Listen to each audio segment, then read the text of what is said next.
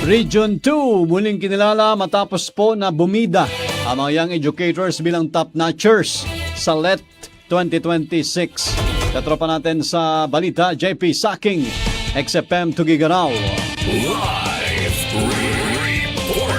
Muling pinatunayan ng Region 2 ang galing sa larangan ng edukasyon matapos makapasok ang ilang kabataang guro sa top 10 ng 2026 Licensure Examination for Teachers. Ito ay matapos ilabas kahapon ng Professional Regulation Commission pasado launa ng hapon nitong Mayo 12 ngayong taon ang resulta ng LET. Agad naman na umani ng paghanga ang mga graduates mula sa iba't ibang state universities sa rehiyon dahil sa kanilang mataas na rating. Sa secondary level, 3 ang nagbahagi ng top spot na may 93.40% rating na kinabibilangan ni Mark Kester Batak at Claudine Marie Jose ng Philippine Normal University North Luzon at Rachel Ann Galutera ng Isabela State University Cabagan Campus. Sa elementary level naman, nanguna si Liza Marie Florenzo ng PNU North Luzon na may 94.60%. Kasunod niya si Micaela Laureano ng ISU Kawayan Campus na may 94.40% at Jonabel Nuez naman na pumasok sa top 5 na may 93.80%. Hindi rin nagpahuling ang iba pang Region 2 passers na pumasok rin sa top 5 at top 10 na kinabibilangan naman ni Natasha Barisa ng PNU North Luzon, Angel Ann Bugawan ng ISU Etiague, Desiree Dacaka ng PNU, Jane Ruth Fernandez ng ISU Jones, Marcelina Ortega ng ISU Cabagan, Ann Macapagal Bugawan at Kathleen Dacuma Verdadero ng ISU Etiague na nasa top 7 at top 8. Kathleen May Castro at Maria Graciela Del Rosario naman ng PNU North Luzon. Para naman sa bagong lisensyadong guro, ito ang unang malaking hakbang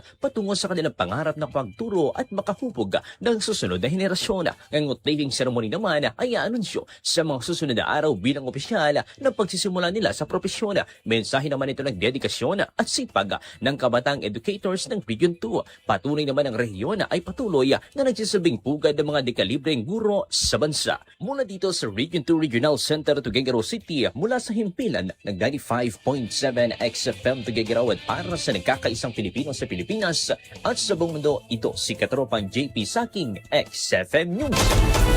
Zampound Plus Gold, mapalit sa mga butika sa inyong lugar.